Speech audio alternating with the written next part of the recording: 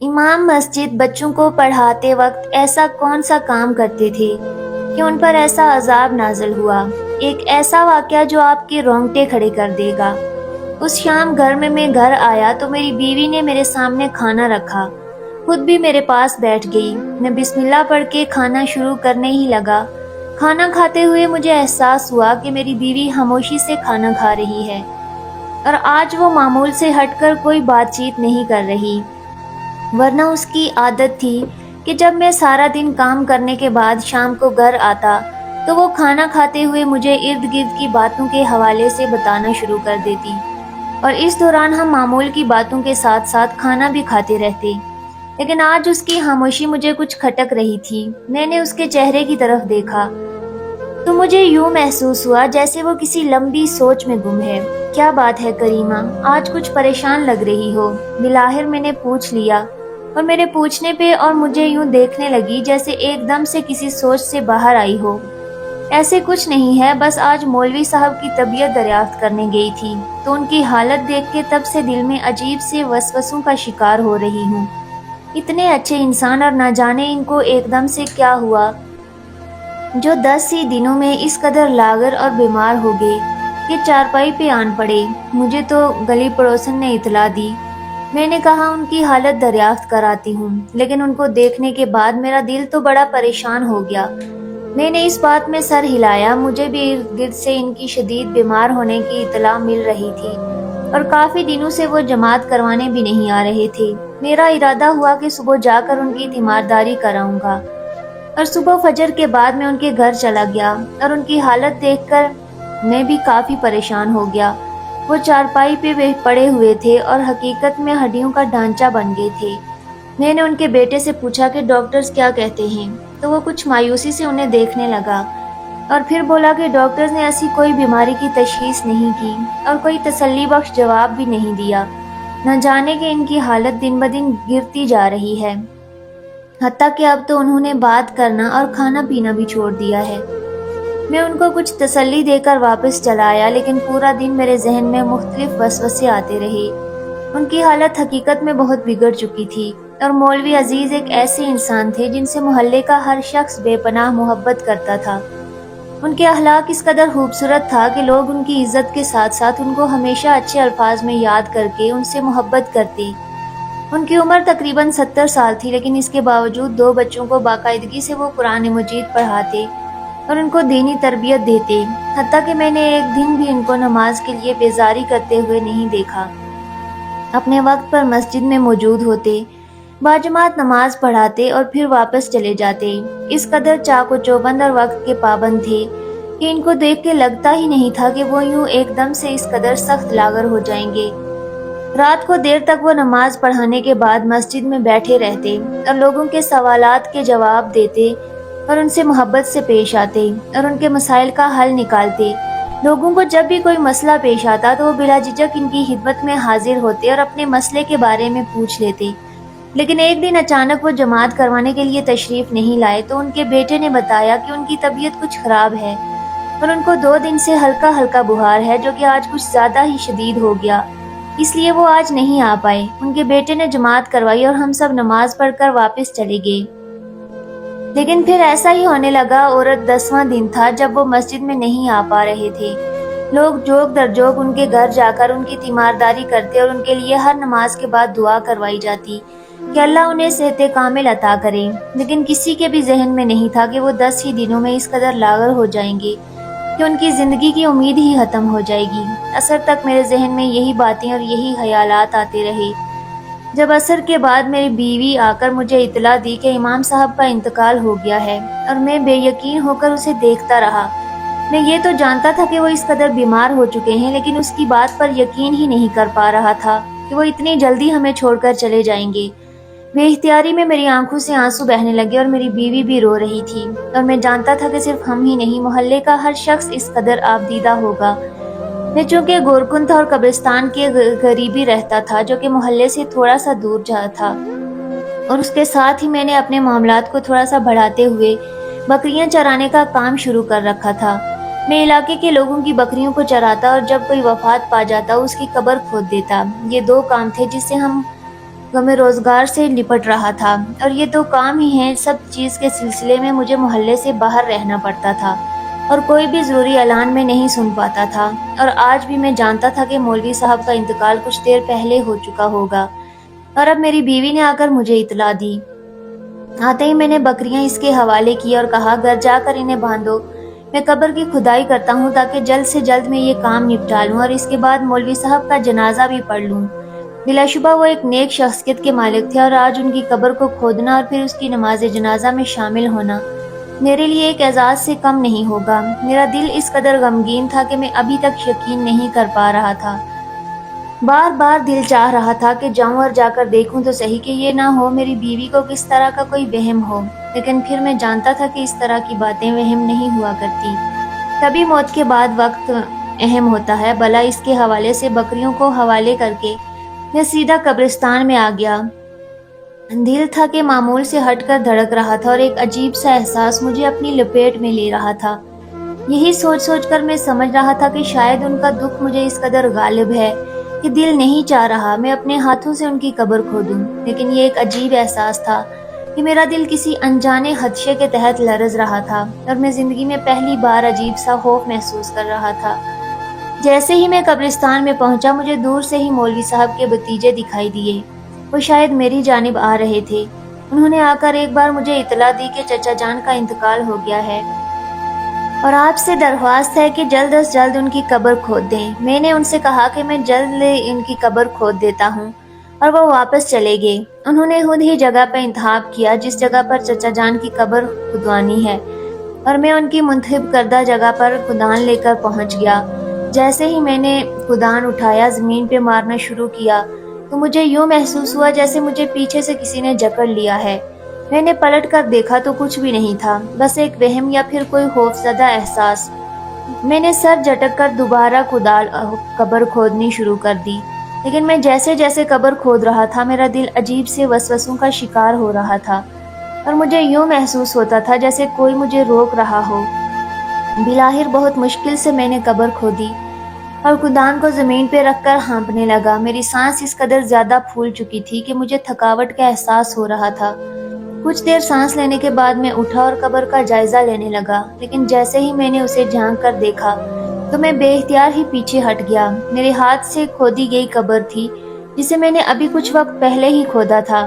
میں نے ساری عمر یہی کام کیا تھا، اور مجھے اس کام کا بہترین تجربہ تھا کہ پہلی بار ہو رہا تھا جب مجھے قبر میں جھانکتے ہوئے یہ احساس ہوا جیسے یہ گہرا کنواں ہو، اس کی گہرائی اس قدر زیادہ ہو کہ مجھے یوں لگا جیسے میں ابھی اس میں گروں گا اور مر جاؤں گا۔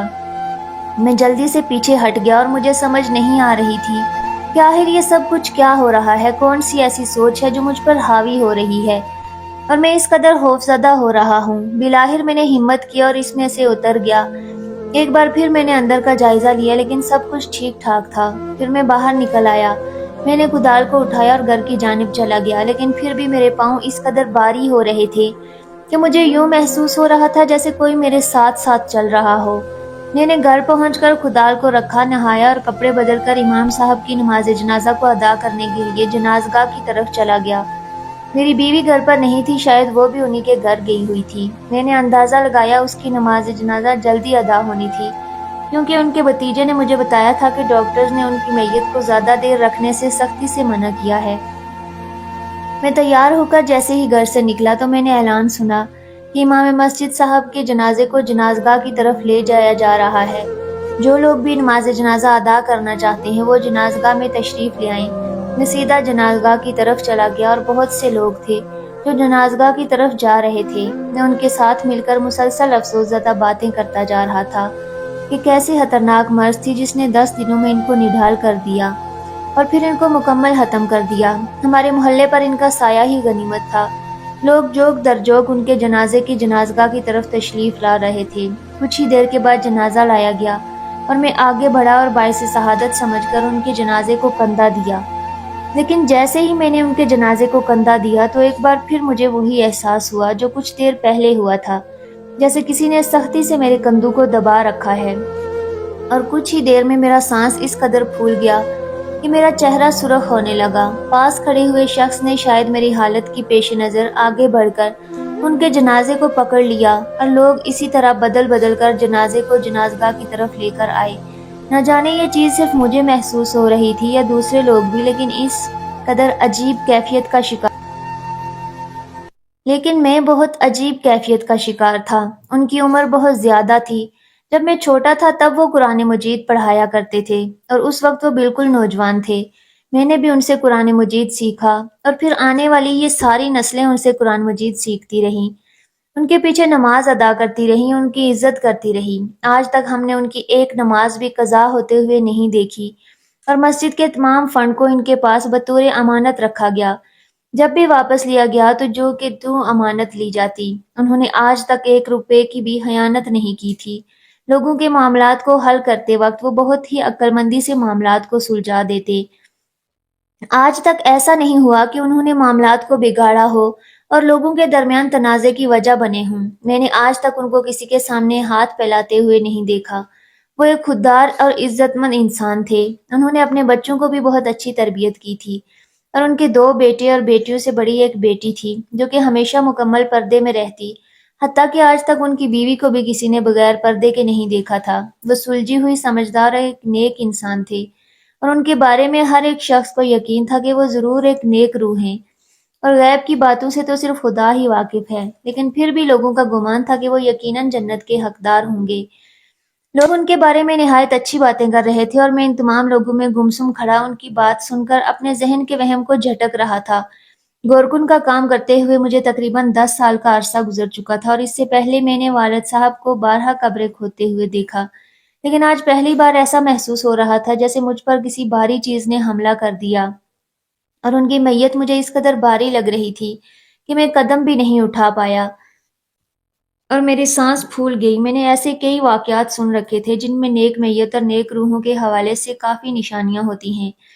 میں نے اپنی آنکھوں سے بھی ایک ایسے واقعات کو دیکھا تھا۔ میں نے ان باتوں کو سچ تسلیم کر لیا تھا، اور آج سے الگ بات تھی۔ میت کو جنازگاہ میں پہنچایا گیا اور سب لوگ جنازہ پڑھنے کے لیے اکٹھا ہو گئے، اور ان کی نماز جنازہ ادا کر دی گئی جو کہ ان کے اپنے بیٹے نے کروائی، جو ان کی غیر موجودگی میں مسجد میں نماز بھی پڑھایا کرتا تھا، اور اب یقیناً وہی ان کی خالی کرسی کا حقدار ہوگا۔ نماز جنازہ ادا کرتے ہوئے ان کو کچھ دیر رکھا تھا تاکہ لوگ آخری بار ان کا دیدار کر لیں، اور جیسے ہی میں نے آخری بار ان کا منہ دیکھنے کے لیے آگے بڑھا تو میں حیرت زدہ ہو گیا۔ ان کی پوری میت کا رنگ بالکل سیاہ پڑ چکا تھا، حتیٰ کہ ان کا منہ جو کافی پرنور نظر آتا تھا وہ بھی بالکل سیاہ ہو چکا تھا۔ لوگ بھی اس بات کے لیے حیرت کا شکار ہو رہے تھے کہ آخر ایک دم سے ہی ان کی رنگت یوں سیاہ کیوں ہو گئی۔ کچھ لوگوں کا خیال تھا کہ شاید بیماری اس قدر شدید تھی یا بیماری کا تعلق دل سے وابستہ تھا، اور دل کا مسئلہ بننے کی وجہ سے ان کا رنگ اس قدر سیاہ ہو چکا ہے۔ جو بھی تھا، مجھے یہ دیکھ کے مزید خوف آنے لگا۔ میں نے آخری بار ان کو دیکھا اور پھر ان کی میت کو اٹھا کر قبر جو کہ میں نے خود کچھ دیر پہلے کھودی تھی اس کے قریب لے جا کر رکھ دیا، لیکن جیسے ہی وہ لوگ قبر کی جانب بڑھے تو ایک بار پھر اندر جھانکتے ہوئے کئی لوگ حیرت سے ایک دوسرے کو دیکھنے لگے، اور پھر مجھے کہا کہ تم نے اس قدر گہری قبر کھود دی ہے، مولوی صاحب کی کیا تمہارا کنواں بنانے کا ارادہ تھا؟ لوگ مجھ پہ غصہ ہو رہے تھے اور میں خود حیرت سے گم وہاں پہ کھڑا ہو گیا۔ میں نے آگے بڑھ کر خود ان کے اندر جھانکا تو ایک بار پھر اسی احساس نے مجھے گھیر دیا جیسے میں کسی گہرے کنویں میں گر رہا ہوں۔ لوگوں کا غصہ کرنا بجا تھا۔ جب مجھے خود یہی لگ رہا تھا تو میں ان کی بھی ایسے ہی لگ رہا ہوگا۔ میں نے جلدی سے وضاحت دیتے ہوئے کہا کہ ایسی بات نہیں ہے، میں نے قبر کو بالکل ایک مرد کی قبر کے مطابق ہی کھودا ہے، لیکن نہ جانے یہ کیا بات ہے کہ اوپر سے دیکھنے سے بالکل ایسے ہی محسوس ہوتا ہے جیسے قبر نہیں کوئی گہرا کنواں ہو، لیکن جب اس کے اندر اترتے ہیں تو بالکل نارمل نظر آنا شروع ہو جاتی ہے۔ لوگ میری بات سن کے حیرت سے مجھے دیکھنے لگے جیسے انہیں میری دماغی حالت پہ شبہ ہو رہا تھا۔ میری بات کا وہ لوگ یقین نہیں کر پا رہے تھے، اور ان کی بے یقین نظروں کو دیکھتے ہوئے میں جلدی سے قبر کے اندر اتر گیا اور اندر جا کر ان کو کہا، یہ دیکھو، آپ قبر اندر سے بالکل نارمل لگ رہی ہے اور مجھے تم لوگ بالکل ٹھیک نظر آ رہے ہو، لیکن اوپر سے دیکھنے سے ایسا محسوس ہوتا ہے جیسے قبر کو گہرے کنویں کی مانند کھود دیا گیا ہو۔ میری بات سن کر لوگ حیرت سے ایک دوسرے کو دیکھنے لگے۔ اب ان کو میری بات پر یقین آ رہا تھا۔ جب مولوی صاحب کا بیٹا آگے بڑھا اور کہنے لگا، ہو سکتا ہے یہ کوئی جگہ کا فرق ہو، یا پھر جس جگہ پر ہم کھڑے ہیں یہ کچھ زیادہ ہی اونچائی پر واقع ہو سکتی ہے کہ قبر گہرائی میں کچھ زیادہ کھود دی گئی ہو۔ بہرکیف جو بھی ہے اب ہمیں تدفین کرنی چاہیے کیونکہ ڈاکٹر نے ابا کی میت کو زیادہ دیر رکھنے سے منع کیا ہے۔ کچھ لوگوں نے ان کی بات سے اتفاق کیا جبکہ کچھ لوگ ابھی بھی اس بات کا اتفاق نہیں کر پا رہے تھے۔ بہرکیف میت کو دفن کرنے کا ارادہ کیا گیا اور کچھ لوگ قبر کے اندر اترے اور کچھ لوگ باہر سے میت کو پکڑنے لگے، لیکن جو لوگ میت کو پکڑ رہے تھے ان کے تاثرات بالکل میری طرح تھے، جبکہ مولوی صاحب دیکھنے میں بالکل ہی دبلے پتلے انسان تھے۔ تو پھر جس قدر وزن کیوں لوگ حیران تھے اور ایک دوسرے کے کانوں میں چہمگوئیاں کر رہے تھے، ایک دوسرے کو عجیب سی نظروں سے دیکھتے ہوئے معاملے کو سمجھنے کی کوشش کر رہے تھے۔ مجھے تو اس بات پر پہلے ہی وہم تھا اور اب میں اس بات پر مطمئن تھا کہ یہ وہم صرف میرا وہم نہیں بلکہ اور بھی لوگوں کے دلوں میں جنم لے چکا ہے۔ لیکن مجھے یہ دیکھ کے شدید افسوس ہو رہا تھا کہ آخر ایسی کون سی بات ہے جو یہ نوبت آئی، حالانکہ وہ ایک بہترین انسان تھے اور انہوں نے ایک عزت دار زندگی گزارنی تھی۔ بالآخر ان کو دفن کر دیا گیا اور کچھ لوگ ان کی قبر پر بیٹھ کر دعائے مغفرت پڑھتے رہے اور پھر اٹھ کر اپنے اپنے گھروں میں چلے گئے۔ میں بھی اٹھا اور اپنے گھر میں چلا گیا۔ تقریباً رات کے 11 بج چکے تھے جب میں اپنے گھر میں آیا اور میری بیوی میرا انتظار میں جاگ رہی تھی۔ ہم گھر میں صرف 2 ہی لوگ رہتے تھے، میں اور میری بیوی۔ جب شادی کے اتنے سالوں کے بعد بھی اللہ نے ہمیں اولاد کی نعمت سے محروم رکھا۔ کتنی ہی ادویات استعمال کر چکے تھے ہم اور کتنی ہی جگہوں سے دم درود کروایا، لیکن کوئی بھی فرق نہیں پڑ رہا تھا اور ہمیں آج تک اس ادھوری زندگی کے ساتھ امید پر جینا پڑ رہا تھا۔ ایک دن اللہ ہماری گود کو ہری کرے گا اور ہم 2 سے 3 ہو جائیں گے۔ میری بیوی نے کھانا لا کر میرے سامنے رکھا اور مجھے معمول کے مطابق دن کی باتیں بتانے لگی، لیکن آج میں اسی کیفیت کا شکار تھا جس کیفیت کا شکار وہ کچھ دن پہلے تھی۔ آج میں اس کی باتوں کو بے دہانی سے سن رہا تھا۔ وہ مجھے بتا رہی تھی کہ مولوی صاحب کی بیٹی اور بیوی تو غم سے نڈال ہو چکی تھی اور کسی طرح بھی سنبھالے نہیں سنبھل پا رہی تھی۔ میں نے ان کے بیٹے کو بھی شدید آبدیدہ دیکھا، وہ بھی بیچارہ اپنے باپ کے لیے نہایت افسردہ تھا۔ کچھ دیر کے بعد میری بیوی بولی، شکور کیا بات ہے، آج تم کچھ پریشان لگ رہے ہو اور میری باتوں کا کوئی جواب ہی نہیں دے رہے۔ میں کچھ دیر اسے خاموش نظروں سے دیکھتا رہا، پھر بولا کہ ایسی بات نہیں ہے، مجھے لگتا ہے میں کچھ پریشان ہو گیا ہوں یا پھر دن بھر کی تھکاوٹ، مجھے کچھ دیر لیٹتا ہوں تو ٹھیک ہو جاؤں گا۔ وہ میری بات سن کر اٹھ کر چلی گئی اور تھوڑی دیر کے بعد مجھے لا کر چائے کا پیالہ پکڑایا۔ میرا دل چاہا کہ میں اس بات کا ذکر اس سے کروں، لیکن پھر میں نے یہ سوچ کر وہ بات اسے نہیں بتائی کہ وہ ایک عورت ہے اور عورت کبھی بھی اپنے دل میں کوئی بات نہیں رکھ سکتی۔ ہو سکتا ہے وہ کسی کے پاس اس بات کا ذکر کرے اور بات بڑھتی بڑھتی پورے محلے میں پھیل جائے، اور مولوی صاحب ایک عزت دار انسان تھے اور کسی انسان کے لیے اس طرح کی بات زیب نہیں دیتی۔ اس بات نے مجھے خاموش کروا دیا اور میں لیٹ گیا۔ میرا گھر قبرستان کے بالکل پاس تھا اور یہ میرے والد صرف اسی مقصد کے لیے کہ اگر رات کو بھی کوئی ایسا مسئلہ بن جاتا ہے تو میں اپنے پیشے کے مطابق آسانی ہو اور لوگوں کو بھی اس بات پر کسی قسم کی تنگی کا سامنا نہ کرنا پڑے۔ یہ آتی جاتی سردیوں کا موسم تھا اور ابھی تک لوگ آدھی رات تک باہر سوتے اور آپ کے پچھلے پہر چارپائیاں اٹھا کر کمروں میں چلے جاتے کیونکہ اس وقت شدید ٹھنڈ کا احساس شروع ہو جاتا۔ ہم بھی 2 چارپائیوں پر باہر لیٹ گئے۔ کچھ ہی دیر کے بعد مجھے میری بیوی نے ابھرتے ہوئے خراٹوں کی آواز آنے لگی اور اس کا مطلب تھا کہ وہ گہری نیند سو چکی ہے۔ مجھے پھر بھی نیند نہیں آ رہی تھی۔ میری عادت تھی کہ میں سوتے وقت جو بھی صورتیں اور قرآنی آیات مجھے یاد ہوتی ان کا ورد کر کے سوتا، اور اس کام میں مجھے 1-1.5 گھنٹہ لگ جاتا۔ تب میری بیوی سو جاتی کیونکہ وہ نیند کی بہت پکی تھی اور اسے لیٹتے ہی نیند آ جاتی، لیکن مجھے اس طرح لیٹتے ہی نیند نہیں آتی تھی۔ کچھ دیر میں صورتیں اور قرآن پاک کو پڑھتا رہا اور پھر سو جاتا، لیکن آج میں نے سب کچھ پڑھا اور مولوی صاحب کی روح کو بخش دیا۔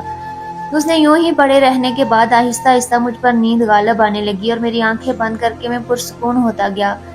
میں بالکل نیند میں اتر گیا اور جب آدھی رات کے وقت مجھے یوں محسوس ہوا جیسے مجھے کوئی پکار رہا ہو، میں نیند میں ہونے کے باوجود اپنے کانوں میں پڑتی ہوئی اس آواز کو سن سکتا تھا۔ واضح طور پر کوئی مجھے بلا رہا تھا اور مجھے یوں محسوس ہو رہا تھا کہ کوئی مجھے مدد کے لیے پکار رہا ہے۔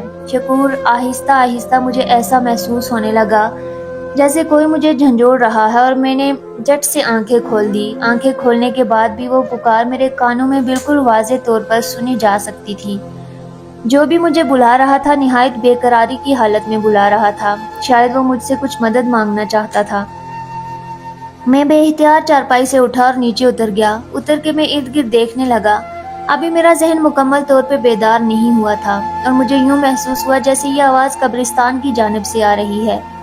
میں نے آواز پر غور کیا تو میں ٹھٹک کر رہ گیا۔ میں نے اپنی آنکھوں کو کھول دیا اور مجھے سمجھنے میں ایک پل بھی نہیں لگا کہ یہ مولوی صاحب کی آواز تھی، لیکن وہ مجھے کیوں پکار رہے تھے اس سے پہلے کہ میں اس آواز کی جانب چل پڑتا۔ کسی نے میرے بازو سے مجھے پکڑا اور پیچھے کھینچا۔ میں مکمل بیدار ہو کر پیچھے پلٹا تو کریمہ مجھے بلا رہی تھی۔ وہ مجھ سے پوچھ رہی تھی کہ شکور کدھر جا رہے ہو؟ میرا ذہن مکمل طور پہ بیدار ہو چکا تھا، لیکن میں ابھی تک اس کیفیت سے باہر نہیں آیا تھا۔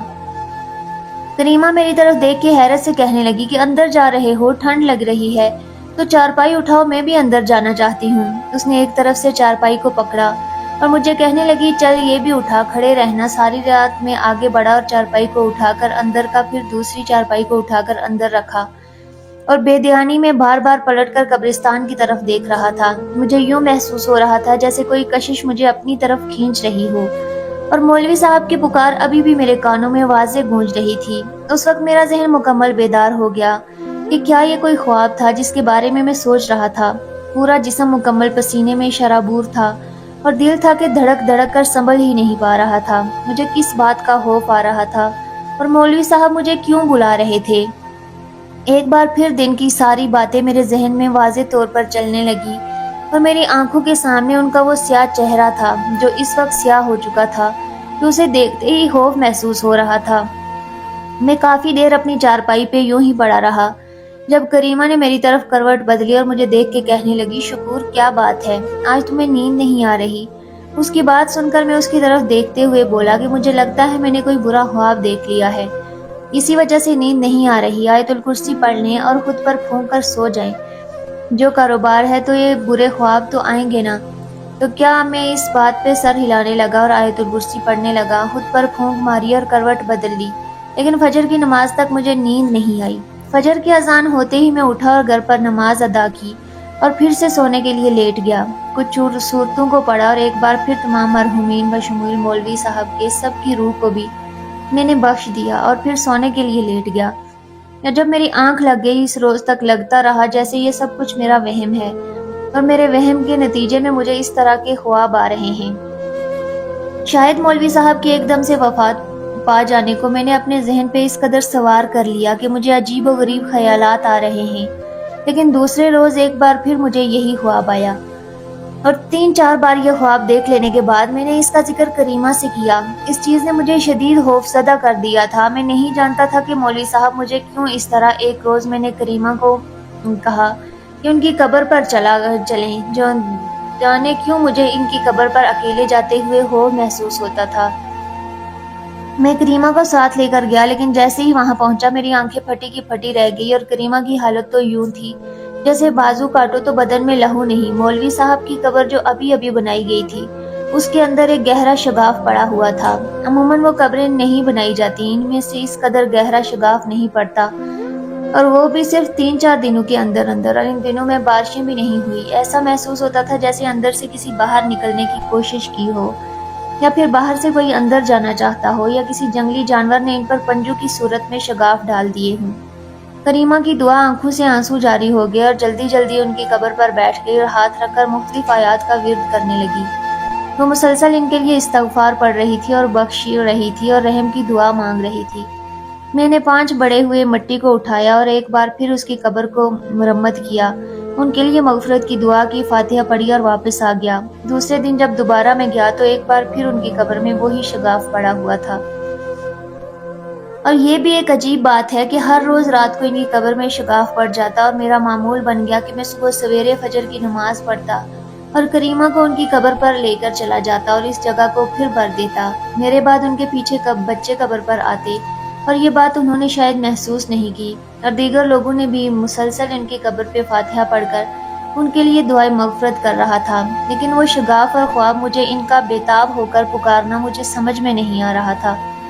بالآخر میں نے فیصلہ کیا کہ میں خفیہ طور پر ان کی بیوی سے اس بات کا ذکر کرتا ہوں اور ان سے پوچھوں گا کہ آخر یہ کس بات کی وجہ سے ہو رہا ہے۔ ہو سکتا ہے ایسا کوئی حق ہو جو ادا کرنا رہ گیا ہو اور مولوی صاحب اس کیفیت کا شکار ہوں، ورنہ آج تک ہم نے تو انہیں کھلے عام اس طرح کا کوئی گناہ کرتے ہوئے نہیں دیکھا جس کی پکڑ میں پہنچ چکی ہوں۔ کریمہ نے میرا بھرپور ساتھ دیا، لیکن میں نے اسے منع کیا کہ تم کسی بھی طرح کی بات مولوی صاحب کی بیوی سے نہیں کرنا۔ وہ بھی ایک عمر رسیدہ خاتون تھی اور ان کی بھی عمر تقریباً قریب 70 سال تھی۔ ایک روز میں نے کریمہ کو ان کے گھر بھیجا اور کریمہ سے کہا کہ ان کو خفیہ طور پہ ہمارے گھر آنے کے لیے کہے۔ انہیں کسی کو بھی ساتھ نہ لانے دینا اور انہیں کہنا کہ وہ صرف خود آئیں۔ ہمیں ان سے کوئی ضروری بات کرنی ہے اور اس بات کا علم ان کے بچوں کو بھی نہیں ہونا چاہیے۔ ذیشان مولوی صاحب کی بیوی میری بیوی کے ساتھ تشریف لے آئے۔ انہوں نے بزرگ ہونے کے باوجود ایک بڑی سی چادر کو خود پر لپیٹ رکھا تھا۔ جب وہ اندر داخل ہوئی تو میں کمرے میں موجود تھا اور میں جلدی سے ان کے احترام میں کھڑا ہو گیا اور جھک کر ان کو سلام کیا۔ انہوں نے اپنے ہاتھ بڑھا کر میرے کندھے پہ ہاتھ رکھتے ہوئے مجھے ڈھیر ساری دعائیں دی۔ میں نے ان سے کہا اماں بیٹھ جائیں، مجھے آپ سے بہت ضروری بات کرنی ہے۔ مجھے سمجھ نہیں آ رہی کہ بات کا آغاز کیسے کروں۔ مجھے اس بات سے بھی خوف محسوس ہو رہا تھا کہ اگر انہوں نے اس بات کا برا منا لیا یا پھر انہوں نے اس بات کا ذکر اپنے بچوں سے کر دیا اور یہ بات محلے میں پھیل گئی تو نہایت ذلیلت کی بات ہے، کیونکہ کسی بھی میت کے راز کو آگے نہیں بتانا چاہیے اور میرا اس بات پہ پختہ عقیدہ تھا۔ میرے ساتھ پہلی بار ایسا ہوا تھا جب میں نے پہل قبروں کو کھودنا شروع کیا تو ایک لڑکی کی تدفین کی گئی، اور جب میں اس کی قبر کو کھودنے لگا تو مجھے اس قدر خوشگوار احساس نے ان گھیرا کہ مجھے معلوم ہوتا جیسے میں پھولوں کے ایک باغیچے میں کھڑا ہوں اور گرد و نواح کے پھولوں کی خوشبو میرے نتنوں سے ٹکرا رہی ہے۔ اس کے بعد میں نے جب بھی اس کی قبر کے قریب سے گزرتا تو مجھے یوں ہی محسوس ہوتا کہ جیسے گزرتے ہوئے ایک خوبصورت خوشبو نے گھیرا ہو۔ ایک دن میرا اس کے شوہر سے ملاقات ہوئی۔ میں نے سرسرا سے اس بات کا ذکر کیا تو لگتا ہے محرومہ نماز روزے کی خاصی پابند تھی۔ جب وہ مجھے دیکھتے ہوئے مسکرا کر بولا کہ نہیں یار، وہ نماز روزے والا کام اس قدر پابندی سے نہیں کرتی تھی، اسے پھر بھی کبھی نہ کبھی غفلت ہو جاتی تھی، لیکن جس سے ہماری شادی ہوئی تھی میں نے ایک کام اس کو نہایت پابندی سے کرتے ہوئے دیکھا۔ وہ یہاں صبح روز اٹھتے ہی درود شروع کرتی، پھر رات کو سوتے تک جو بھی فارغ اوقات ہوتے ان میں درود پڑھتی رہتی۔ میں نے کبھی اس کی سعادت میں اسے غفلت کرتے ہوئے نہیں دیکھا۔ خصوصاً گھر والوں کے ہر حقوق اس نے پورے کیے۔ جب سے ہماری شادی ہوئی میں نے آج تک اسے اپنے سامنے زبان درازی کرتے ہوئے نہیں دیکھا۔ وہ غصے کی تیز تھی، ظاہری بات ہے غصہ ہر انسان کو آتا ہے، لیکن وہ غصے میں بھی ہر لحاظ کو ملحوظ خاطر رکھتے ہوئے ہر حکم کو اس نے پورا کیا۔ میں محض ایک بار یوں اسے پکارتا تو وہ میری پکار پر لبیک کہتی، میری ہر غلط بات پر بھی وہ صبر کرتی، اور میں سمجھ گیا ہو سکتا ہے اللہ کو ان کی وہی عادت پسند آ گئی ہو جو اللہ نے اس پہ خاصا کرم فرمایا۔ کہا جاتا ہے نا کہ بد نصیب کی ہے اور بے ادب بے نصیب، اور بے شک بہترین انسان وہی ہے جو اپنے گھر والوں اور اپنے رشتہ داروں کے حقوق کو پورا کرتا ہے۔ ویسے تو ہر ایک کے حقوق ہم پر واجب ہیں، لیکن کچھ حقوق ہم پر ادا کرنا لازم و ملزوم ہوتے ہیں، اور جب ہم یہ حقوق پورے کرتے ہیں تو خدا بھی ہمیں بخش دیتا ہے۔ وہ بھی سامنے موجود تھی اور میری طرف دیکھتے ہوئے بولے، کیا بات ہے بیٹا، ایسی کون سی بات ہے جس کا ذکر تم دوسروں سے نہیں کرنا چاہتے ہو؟ میں نے جھجکتے ہوئے ان سے کہا کہ آپ میرے لیے قابل عزت ہیں اور میں آپ کی بہت عزت کرتا ہوں اور اب آپ پر اعتماد بھی کر رہا ہوں۔ میں آپ کو جو بات کہنے جا رہا ہوں آپ مجھ سے وعدہ کریں گے یہ ہمیشہ آپ اور میرے درمیان رہے گی۔ آپ اس کا ذکر کسی سے بھی نہیں کریں گے۔ اور میری بات میں انہیں کافی پریشان کر دیا۔ وہ بے چینی سے کریمہ کی طرف دیکھتے ہوئے بولی، ایسی کون سی بات ہے؟ کیا مولوی صاحب کی وفات کے بعد میرے بیٹوں نے کسی قسم کی کوئی غلطی کی ہے؟ شاید ان کو اور طرح کے اندیشے لاحق ہو چکے تھے۔ میں نے ان کو اطمینان دلاتے ہوئے کہا کہ ایسی کوئی بات نہیں ہے، بلکہ جو بات میں آپ سے کرنا چاہ رہا ہوں اس کا تعلق مولوی صاحب کے ساتھ ہے۔ دراصل بات یہ ہے کہ میں نے مولوی صاحب کی قبر کھودتے ہوئے اور میت دفناتے وقت عجیب و غریب واقعات کو دیکھا۔ میں تفصیل سے ساری بات انہیں بتاتا جا رہا تھا اور ان کے چہرے پہ پریشانی اور فکر بڑھتی جا رہی تھی۔ پھر میں نے ان کو بتایا کہ کیسے میں ان کو خواب میں خود کو بے قراری سے پکارتے ہوئے دیکھتا ہوں، اور مجھے اور میری بیوی کریمہ صبح ان کی قبر پر جب ہم جاتے ہیں تو ان کی قبر پر پڑا ہوا شگاف دیکھتے ہیں اور ہر روز اسے بند کر دیتا ہوں۔ میں نہیں سمجھ سکتا کہ یہ کس بنا پر ہو رہا ہے۔ کیا آپ اس کے متعلق کچھ جانتی ہیں تو مجھے بتائیں۔ میری بات سن کر ان کی پریشانی بڑھ چکی تھی۔ وہ پریشانی سے میری جانب دیکھتے ہوئے بولی کہ ایسا کیسے ہو سکتا ہے؟ کیا یہ کسی جنگلی جانور کا کام ہے؟ میں نے ان سے کہا کہ میں نہیں جانتا یہ کس بنا پر ہو رہا ہے، لیکن میں اتنا جانتا ہوں کہ اس کا تعلق مولوی صاحب کے ساتھ ہے۔ میں نے بارہا ان کو بے چینی سے خود کو پکارتے ہوئے دیکھا ہے۔ مجھے بتائیں کہ کیا ان کا کوئی حق ہے جو ابھی تک ادا نہیں ہوا؟ کسی پہ کوئی قرض ہے؟ وہ کچھ دیر خاموش ہو گئے اور پھر کہنے لگی، بلا شبہ وہ ایک بہترین انسان تھے۔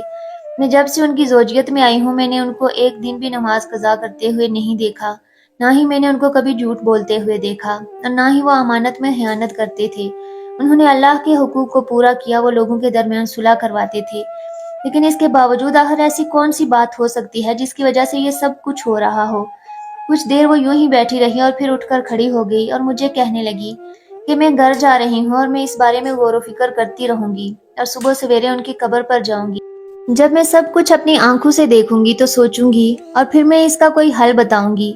میں کافی حد تک مطمئن ہو چکا تھا کہ ہو سکتا ہے اب کوئی نہ کوئی ایسا حل نکل آئے جو مولوی صاحب کے لیے آسانی کا باعث بنے۔ میں نے تہ دل سے چاہتا تھا کہ وہ شخص کبھی بھی مشکل کا شکار نہ رہے جنہوں نے ہمیشہ مشکلوں سے باہر نکالا۔